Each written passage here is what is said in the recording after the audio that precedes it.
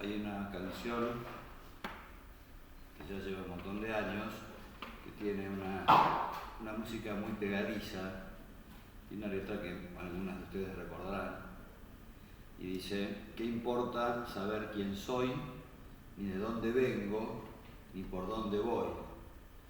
Y sigue diciendo después: yo solo quiero que me des tu amor, que me da la vida, que me da el calor. El vagabundo es el propio mundo que va girando en el cielo azul. Bueno, es un bolero. Y a mí durante ciertos años, durante algunos años, me daba un poco de cosa empezar una meditación con un bolero, con el Trío de los Panchos. Me daba cosa, me daba.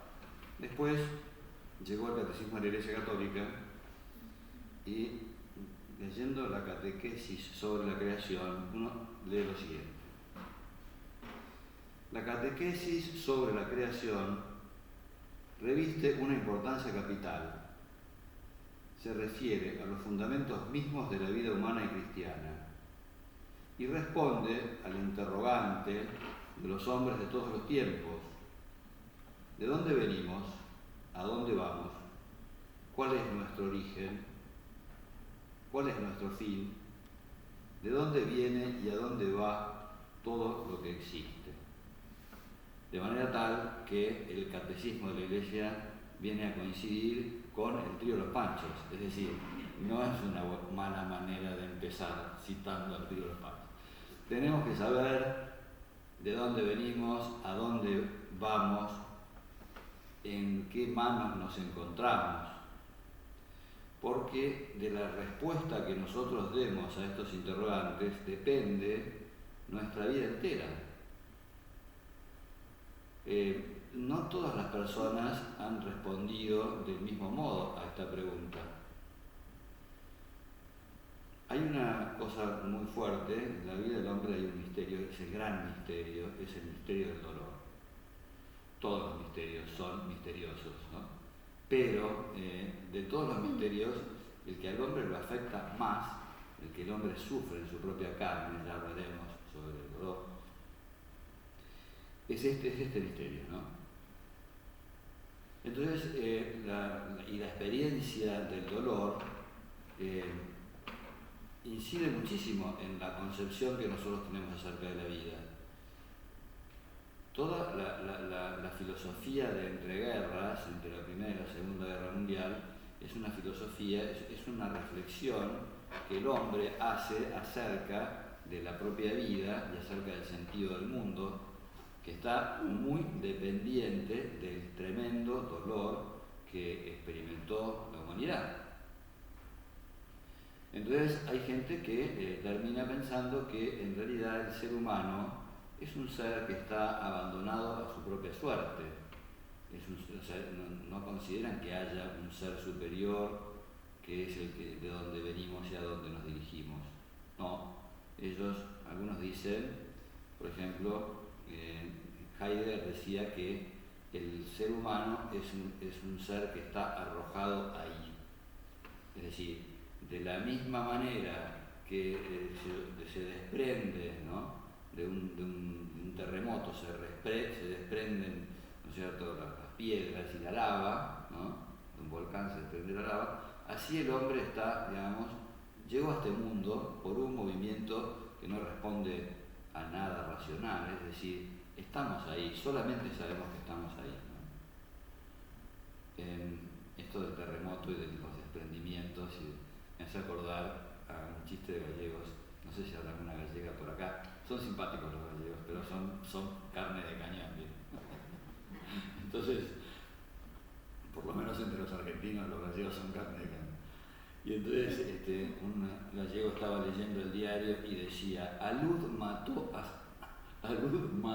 a 70 personas. Y el comentario del gallego: qué turco degenerado, dice. Bueno, entonces, para algunos pensadores, el ser viene de la nada y se dirige hacia la nada, ¿no? Sartre decía: el hombre es un ser para la muerte. El ser y la nada. Es decir, bueno, nosotros venimos de la nada nos dirigimos hacia la nada y en el medio de la nada de la que venimos a la nada a la que nos dirigimos está la angustia, que es la experiencia de la nada. La verdad, no dan ganas de vivir así. Uno dice, ¿para qué estamos acá? O sea, venimos es un horror. Bueno, sin comentarios, ¿no? Es un horror. Bueno, esto es lo que de esto zafamos los cristianos. ¿Por qué? En la medida en que nosotros conozcamos ese amor de Dios, en la medida en que nosotros experimentemos la maravilla de haber sido creados por una mano amorosa, de estar destinados hasta el final de nuestra existencia a vivir en manos de esas manos amorosas y de vivir a lo largo de esta vida en las manos de esas manos amorosas, porque esto es la vida cristiana. ¿Por qué el Papa Francisco insiste tanto en que Dios nos primereó?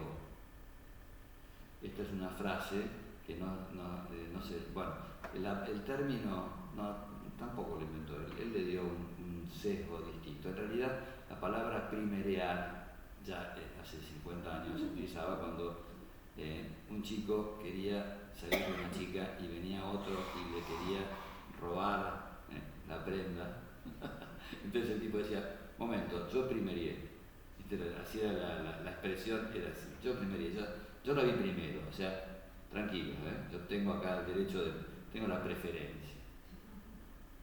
Bueno, hace 50 años se utilizaba en ese sentido. Papa le da otro sentido distinto, que es el sentido que tiene San Juan, lo que quiere decir, lo que San Juan expresa. Dios nos amó primero. Este es el fundamento de la vida cristiana. Dios nos amó primero. La creación es, podríamos decir, temporalmente la primera de esas manifestaciones del amor divino. ¿Por qué? Porque Dios, cuando todavía nosotros no existíamos, ahí nos amó. Es decir, si nosotros venimos a este mundo es porque Dios nos amó.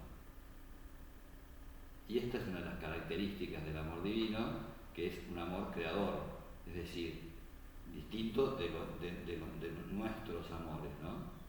Nosotros, ¿qué es lo que amamos? Nosotros amamos lo que ya es bueno. Nosotros amamos lo que ya existe. Nosotros amamos un helado. Nosotros amamos la pizza.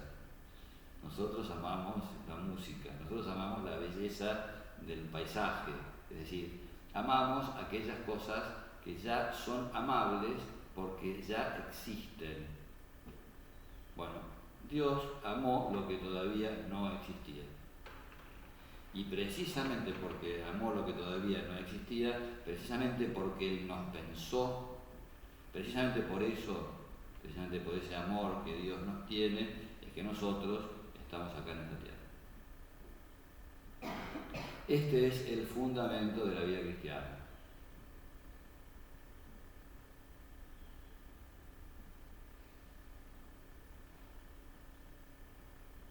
Bueno, entonces ahí está, podríamos decir, toda la razón de ser de lo que es nuestra vida.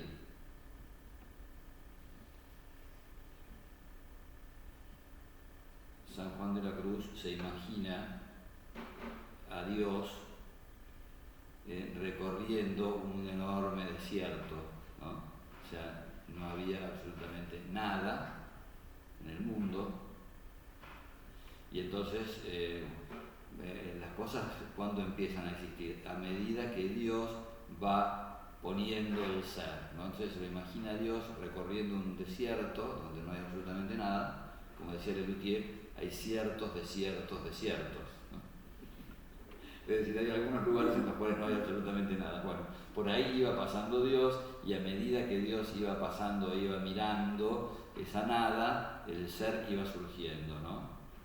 Hay una frase del libro de Isaías muy linda, dice: yo sembraré en el desierto acacias y mirtos y olivos, bueno, y va, digamos, como diciendo el Señor, ¿no? Como Él va poblando esos lugares en los que no hay absolutamente nada, y entonces Él va poniendo ahí el ser.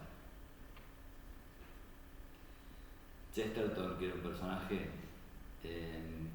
dice que se imagina muchas cosas divinas como si fueran cuentos de hadas. No es que el tipo fuera un ingenuo, ¿no? Pero bueno, un poco como medio poeta si que era. Y entonces, se imaginaba las cosas así, ¿no? Yo me lo imagino, me imagino un poquito la creación como el hada de la Cenicienta, ¿no? Estaba la pobre Cenicienta ahí, mientras sus hermanastras se iban de farra, ella se quedaba ahí en su casa sola porque no tenía nada. Entonces se le aparece el hada y entonces empieza a fabricar todo, ¿no es cierto?, a convertir, ¿no? La lechuga la toca con la varita mágica, la convierte en el vestido, la calabaza la convierte en la carroza, los ratones la convierten en unos caballos espectaculares. Bueno, ya no me acuerdo mucho más, no quiero meter la pata, a ver si todavía me equivoco con la Cenicienta. Sería un papelón. Bueno, la cuestión es que así es como Dios actúa, así es como Dios crea este mundo en el que nosotros vivimos. Nos hace salir de la nada, nosotros venimos de sus manos y nos dirigimos hacia sus manos. Porque no estamos destinados a una cosa cualquiera, estamos destinados a algo verdaderamente muy importante. Estamos destinados a esa felicidad eterna que consiste en volver al Padre, esa felicidad eterna que consiste en participar de la vida de aquel que es el dueño del mundo, de aquel que ha creado al mundo, que tiene el poder suficiente como para crear al mundo. A ese lugar nos dirigimos. Esto es importantísimo también, ¿no?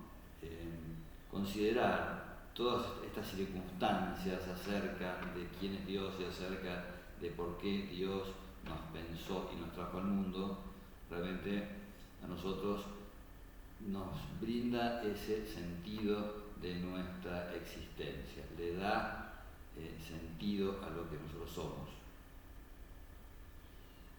El ser humano necesita descubrir estas cosas.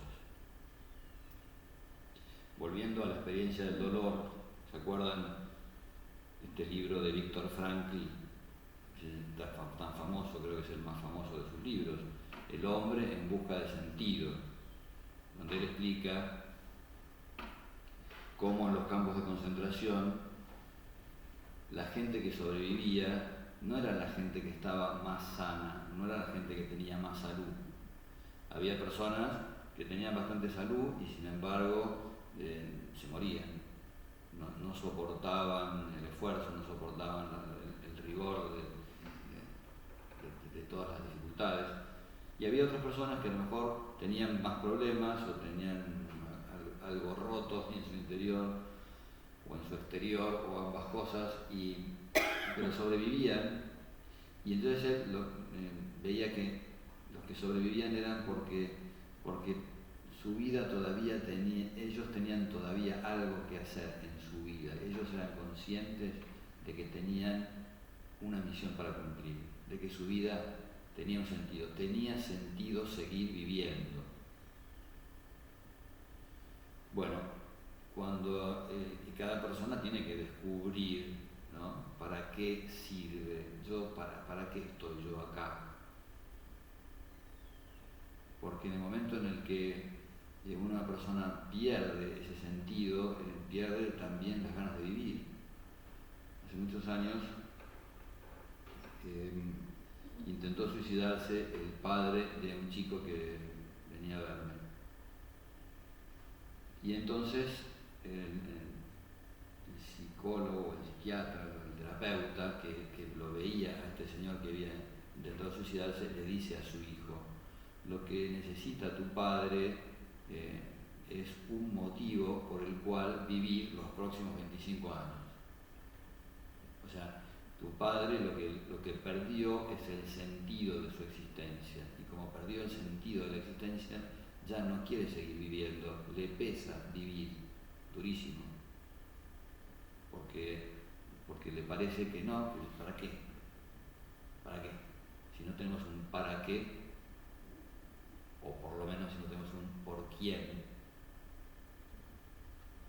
Alguien decía, no es tan importante saber para qué hay que hacer las cosas, sino por quién hay que hacer las cosas. Toda persona que ama, toda persona que quiere el bien de alguien, tiene un para quién, ¿no? Bueno, y entonces este saber que hemos salido de las manos de Dios es muy importante.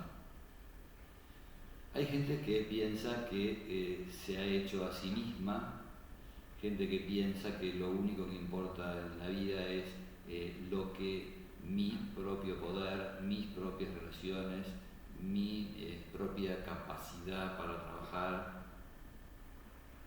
Y se olvidan que el ser que tenemos es un ser que es recibido.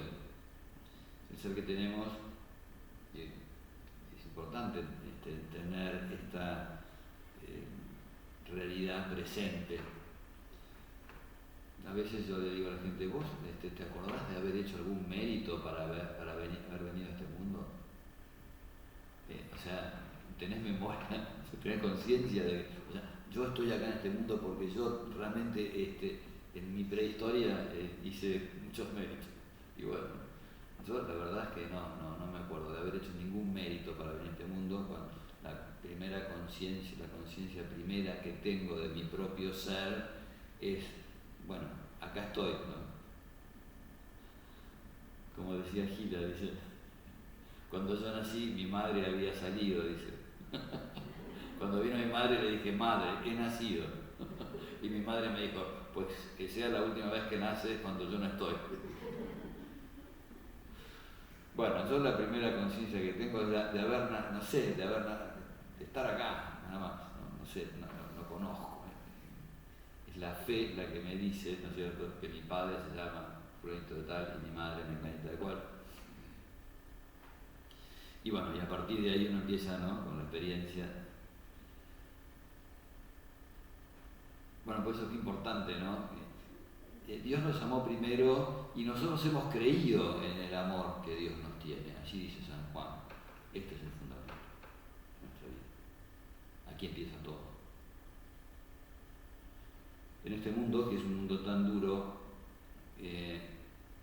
gran parte creo que más que gran parte, la parte más importante de lo que nosotros tenemos que transmitir es esta realidad. Dios nos quiere. ¿Se acuerdan? Hace unos años había una propaganda del Banco Río que decía, sonríe, Dios te ama. Parecía una cosa frívola, parecía una cosa así superficial, ¿no? Simplemente una cuestión marketinera. Ahora, el fondo está bien, ¿no? Porque sí, ¿qué es lo que a nosotros nos puede devolver la sonrisa? ¿Qué es lo que a nosotros nos puede hacer que tengamos el corazón lleno? El saber que alguien nos ama.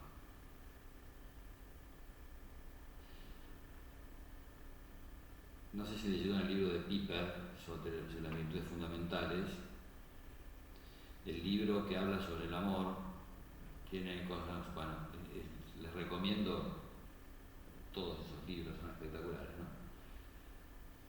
Él empieza preguntándose qué es el amor, ¿no? Dice, en el amor hay algo común al amor, en el amor que tenemos a la naturaleza, el amor a los pájaros, el amor al arte, el amor a la música, a la pintura, el amor humano, el amor de un padre, el amor matrimonial.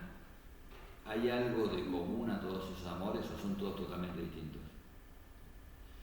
Y la conclusión a la que llega es que el amor, todos los amores, siempre son un acto de aprobación. Amar es lo mismo que decir, qué bueno que vos estés.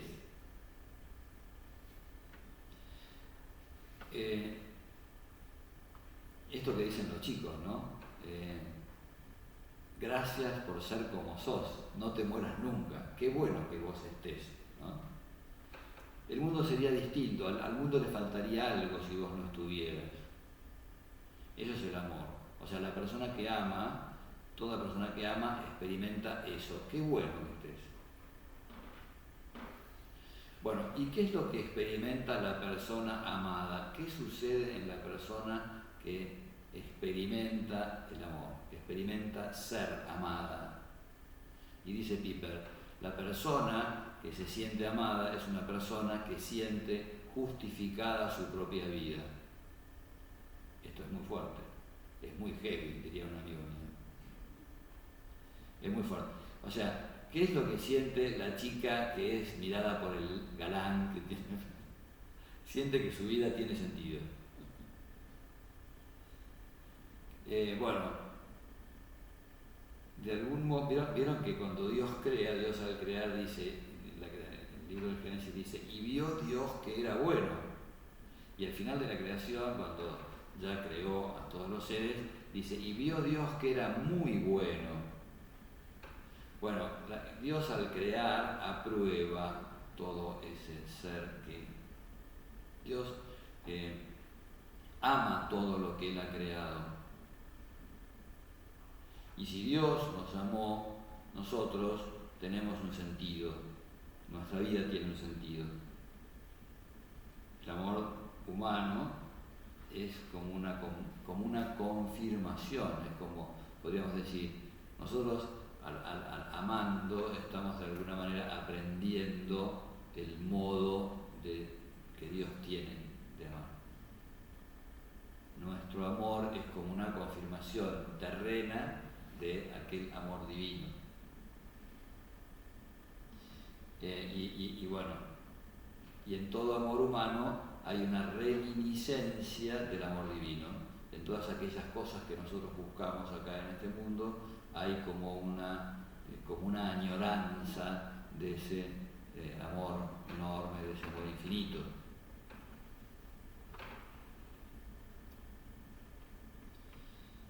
Por eso, vieron que en su encíclica Deus Caritas Est, Benedicto XVI se pregunta sobre el mandamiento del amor. Primer mandamiento de la ley de Dios: amarás al Señor tu Dios con toda tu alma, con todo tu corazón, con toda tu mente. Y entonces se pregunta Benedicto XVI, ¿el amor puede ser objeto de un mandamiento? Bueno, ¿se acuerdan del rey enamorado? Perdónenme, yo cuando no cito a nadie es que estoy citando a Lelutier, o sea, quiero que la fuente les quede clara. Perdónenme, o sea, uno de mis rayos es precisamente. El rey enamorado le dice a su amada, dice, ámame, ¿no? Y entonces, cuando el juglar le dice, ámame, entonces el rey dice, ¿cómo ámame? Entonces el juglar lo mira al rey y le dice a María, dice, ámelo. Dice, primero dice, súmelo, mímelo, ámelo. Bueno, entonces el rey le manda, ámame. Pero Dios, ¿qué es lo que hace? Cuando Dios nos dice que el primer mandamiento es amar a Dios sobre todas las cosas, no es un mandamiento tiránico, no es que Él sea un soberbio y un ególatra que dice, me tenés que amar porque yo te fabriqué, pues yo soy tu fabricante. No, Dios es ese ser divino, ¿no es cierto?, que se enamoró de su criatura. Está bueno eso. Y toda persona que ama, todo ser que ama, esa experiencia la tenemos, quiere ser retribuido en su amor.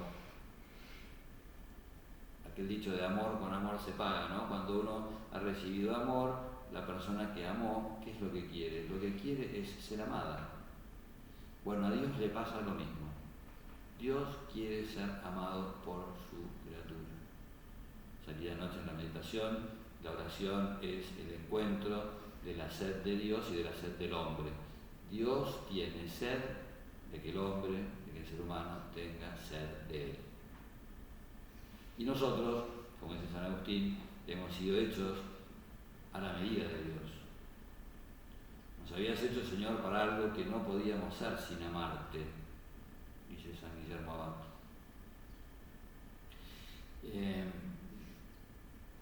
Dios podría decirnos, mira, vos, mira, elegí lo que te dé la gana, elegí lo que te dé la gana, o sea, matate para conseguir el super auto, matate para conseguir la super casa, matate para conseguir el super viaje.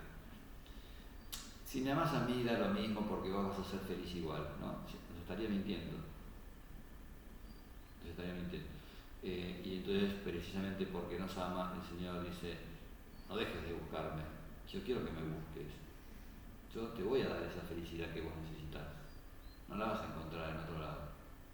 Vas a encontrar felicidades parciales, vas a encontrar cosas, algunas tan buenas, pero se acaban. No te conformes con cualquier verdura. Busca el alimento verdadero.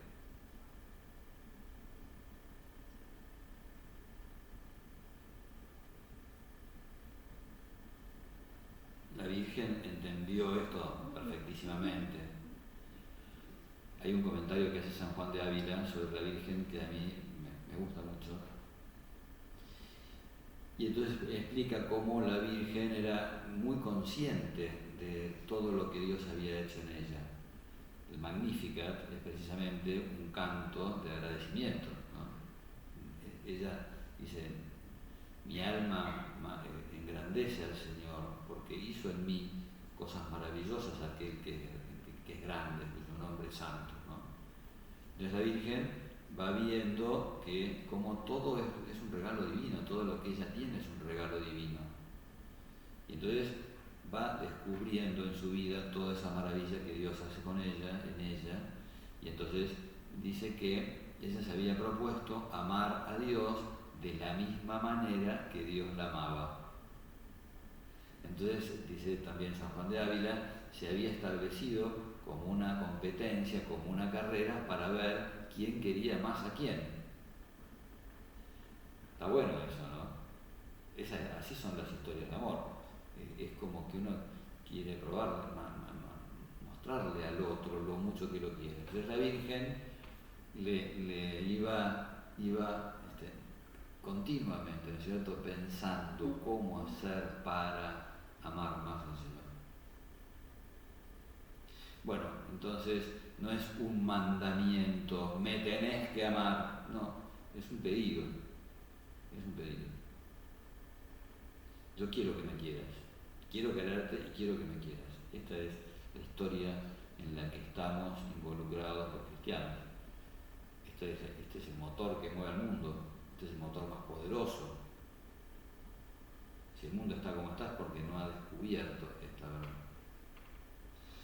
Pidámosle a la Santísima Virgen que nos enseñe esto que ella aprendió, esto que ella reconoció y esto que ella fue capaz de cumplir hasta el último instante, desde el comienzo, desde ese momento en el que ella empieza a tomar conciencia de quién es Dios hasta el momento último de su vida, ¿no es cierto? O sea, toda una vida dedicada a amar a aquel que la creó y a aquel que la llamó para ser feliz.